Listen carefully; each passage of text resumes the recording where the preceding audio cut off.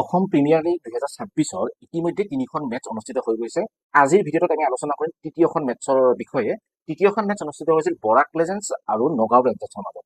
Nagaon Rangers দলটোৱে টছত জিকি প্ৰথমে ফিল্ডিং কৰাৰ সিদ্ধান্ত লয় আৰু বৰাক লেজেণ্ডছ দলটোক প্ৰথমে বেটিং কৰিবলৈ আমন্ত্ৰণ জনায়। এই খেলখনত নগাঁও ৰেঞ্জাৰ্ছৰ পৰা বেটিঙৰ আমন্ত্ৰণ লাভ কৰি বৰাক লেজেণ্ডছ দলটোৱে যেতিয়া বেটিং কৰিবলৈ আহিছিলে, তেওঁলোকৰ যি বেটিং প্ৰদৰ্শন, তেওঁলোকৰ অপেনিং যি পাৰ্টনাৰশ্বিপ আছিলে, সেয়া কিন্তু খুব ধুনীয়া আছিলে। বৰাক লেজেণ্ডছ দলটোৰ হৈ বিশাল সিং আৰু অমন সাহাই ইনিংছ মুকলি কৰিবলৈ আহি এক শক্তিশালী স্থিতিত বৰাক লেজেণ্ডছক উপনীত কৰাইছিলে। তেওঁলোকে অপেনিং পাৰ্টনাৰশ্বিপত 124 ৰান যোগ দিছিলে। বৰাক লেজেণ্ডছৰ দুয়োগৰাকী অপেনাৰে যেতিয়ালৈকে ক্ৰিজত খেলি আছিলে, তেতিয়ালৈকে কিন্তু বৰাক লেজেণ্ডছৰ যি স্থিতি সেয়া মেচখনত যথেষ্ট শক্তিশালী হিচাপে দেখিবলৈ পোৱা গৈছিলে।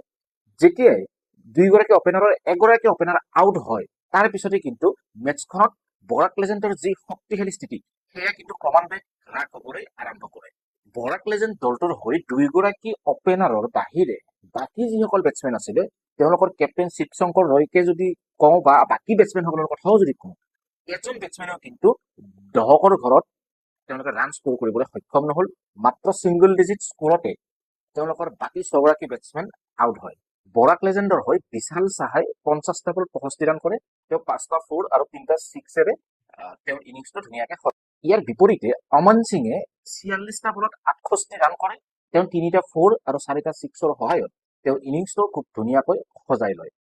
ইয়াৰ পিছত যদি আমি পৰ্যালোচনা কৰোঁ যে নগাঁও ৰেঞ্জাৰ্ছ দলটোৰ যি বলিং প্ৰদৰ্শন, সেই বলিং প্ৰদৰ্শনৰ বিষয়ে যদি আমি ক'বলৈ যাওঁ, তেনেহ'লে আমি দেখিবলৈ পাম যে নগাঁও ৰেঞ্জাৰ্ছ দলটোৰ অধিনায়কে তেওঁলোকৰ 8গৰাকী খেলুৱৈক বলিং কৰিবলৈ তেওঁলোক সুবিধা দিয়ে।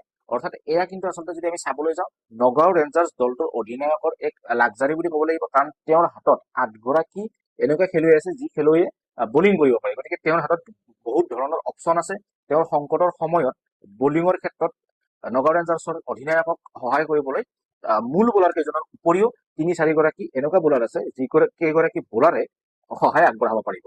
নগাঁও ৰেঞ্জাৰ্ছ দলটোৰ হৈ অক্ষয় ডেকাই 4 অভাৰত মাত্ৰ 16 ৰান খৰচ কৰি 3টা উইকেট লাভ কৰিবলৈ সক্ষম হয়। তাৰ বিপৰীতে সুনীল লাচিতে 2টা উইকেট আৰু জিতু আলীয়ে 2টা উইকেট দখল কৰিবলৈ সক্ষম হয়। বৰাক ৰেঞ্জাৰ্ছ দলটোৰ যদিও অপেনিং পাৰ্টনাৰশ্বিপ ভাল হৈছিলে, তথাপিও কিন্তু তেওঁলোকৰ মিডিল অৰ্ডাৰৰ যি বেটছমেন, সেই বেটছমেনসকলৰ প্ৰদৰ্শন উন্নত নোহোৱাৰ বাবে বৰাক লেজেণ্ডছ দলটোৱে 20 অভাৰত মাত্ৰ 162 ৰান সংগ্ৰহ কৰিবলৈ সক্ষম হয় আৰু নগাঁও ৰেঞ্জাৰ্ছ দলটোক 20 অভাৰত 163 ৰানৰ লক্ষ্য দিয়ে। 163 ৰানৰ লক্ষ্য অনুসৰণ কৰিবলৈ নগাঁও ৰেঞ্জাৰ্ছ দলটোৱে যেতিয়া ফিল্ডত নামে, নগাঁও ৰেঞ্জাৰ্ছ দলটোৰ হৈ ইনিংছ মুকলি কৰে জিতু আলী আৰু তেওঁলোকৰ উইকেট কিপাৰ বেটছমেন ৰোহিনন্দন পেগুই। ইনিংছ মুকলি কৰিবলৈ অহা জিতু আলীয়ে যদিও প্ৰথম অৱস্থাত কিছু আক্ৰমণাত্মক খেল দেখাবলৈ বা তেওঁ খেলত আক্ৰমণাত্মক হ'বলৈ চেষ্টা কৰিছিলে, কিন্তু তেওঁ বেছি সময় নিটিকিলে। তেওঁ খুব কম সময়ৰ ভিতৰত আউট হৈ পেভিলিয়নলৈ উভতি যায়। তাৰ বিপৰীতে ৰোহিনন্দন পেগুৱে কিছু সময় ক্ৰিজত থাকে আৰু তেওঁ 38 ৰান কৰিবলৈ সক্ষম হয়। আৰু সেই খেলখন আচলতে যিখন বৰাক লেজেণ্ডছ আৰু নগাঁও ৰেঞ্জাৰ্ছৰ মাজত খেলখনৰ কথা আমি আলোচনা কৰি আছো, সেই খেলখন কিন্তু এখন বৰ্ষা বিঘ্নিত খেল হিচাপে চিন্তা হয়। খেলৰ মাজত দ্বিতীয় ইনিংছ যেতিয়া আৰম্ভ হয়, তাৰ পিছত বৰষুণ আহে আৰু বৰষুণ অহাৰ ফলত খেলখন 17 অভাৰলৈকে কমাই দিয়া হয় আৰু লক্ষ্যৰো কিছু সালসলনি কৰা হয়। আৰু তাৰ ফলত 17 অভাৰলৈকে খেলখন যেতিয়া কমাই দিয়া হৈছিলে, তেতিয়া 17 অভাৰলৈকে বেটিং কৰি নগাঁও ৰেঞ্জাৰ্ছ দলটোৱে যথেষ্ট চেষ্টা কৰিছিলে যে তেওঁলোকে যাতে বিজয় লক্ষ্যত উপনীত হ'ব পাৰে। কিন্তু নগাঁও ৰেঞ্জাৰ্ছ দলটোৱে মাত্ৰ 1 ৰানৰ বাবে এই খেলখনত পৰাজয় বৰণ কৰিবলগীয়া হয়। নগাঁও ৰেঞ্জাৰ্ছ দলটোৰ হৈ সুমিত কাশ্যপে যথেষ্ট চেষ্টা কৰিছিলে যাতে নগাঁও ৰেঞ্জাৰ্ছ দলটোক বিজয় লক্ষ্যত উপনীত কৰাব পাৰে। তেওঁ এক বিস্ফোৰক ইনিংছ খেলিছিল। 26টা বলত তেওঁ 49 ৰান কৰিছিলে।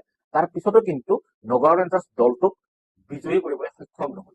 নগাঁও ৰেঞ্জাৰ্ছ দলটোৱে 17 অভাৰত 146 ৰানৰ টাৰ্গেট পাইছিলে, তেওঁলোকক লক্ষ্য দিয়া হৈছিলে। কিন্তু 17 অভাৰত নগাঁও ৰেঞ্জাৰ্ছ দলটোৱে 5টা উইকেট হেৰুৱাই মাত্ৰ 142 ৰানহে কৰিবলৈ সক্ষম হয়। অৰ্থাৎ নগাঁও ৰেঞ্জাৰ্ছ দলটোৱে মাত্ৰ 1 ৰানৰ ব্যৱধানত পৰাজয় বৰণ কৰিবলগীয়া হয় আৰু বৰাক লেজেণ্ডছ দলটোৱে 1 ৰানৰ ব্যৱধানত তেওঁলোকৰ আছাম প্ৰিমিয়াৰ লীগ 2026-ৰ প্ৰথমখন মেচত বিজয়ী হ'বলৈ সক্ষম হয়। বৰাক লেজেণ্ডছ দলটোৰ হৈ বলাৰ আব্দুল আজিজ কুৰেশ্বি আৰু ৰবি জেটলীয়ে এটাকৈ উইকেট দখল কৰাৰ বিপৰীতে মোহিত ঠাকুৰে 2টা উইকেট দখল কৰিবলৈ সক্ষম হয়। আছাম প্ৰিমিয়াৰ লীগৰ এই মেচখনৰ এই বিশ্লেষণটো আপোনালোকে কেনে পালে, আপডেটখিনি আপোনালোকে কেনে পালে আমাক কমেণ্ট বক্সত জনাবলৈ নাপাহৰিব। আছাম প্ৰিমিয়াৰ লীগৰ কোনটো দলক আপোনালোকে ছাপোৰ্ট কৰে সেয়াও আমাক কমেণ্ট বক্সত জনাবলৈ নাপাহৰিব। পৰৱৰ্তী যিসমূহ মেচ আছে, বাকী মেচসমূহৰ আপডেটো আমি এনেদৰে আপোনালোকৰ ওচৰলৈ লৈ আহিম। আমাৰ লগত সংযুক্ত হৈ থাকিব। যদি চেনেলটো ছাবস্ক্ৰাইব কৰা নাই, ছাবস্ক্ৰাইব কৰি দিব। লগতে ভিডিঅ'টো আপোনালোকে লাইক, কমেণ্ট